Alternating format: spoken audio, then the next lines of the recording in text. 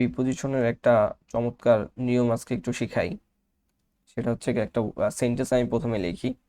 There is there is some cause for concern, but no need for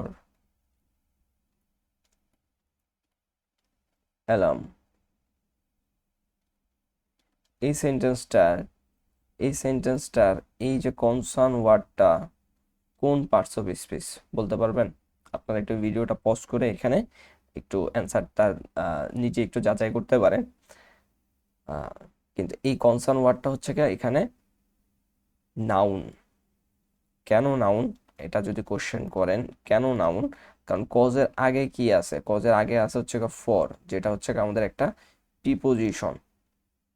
preposition প্রিপোজিশনের পরে সাধারণত যে ওয়ার্ডটা বসে সেই ওয়ার্ডটা হচ্ছে নাউন হয়। সেই কারণে কনসার্নটা কিন্তু এখানে নাউন হিসেবে কাজ করছে।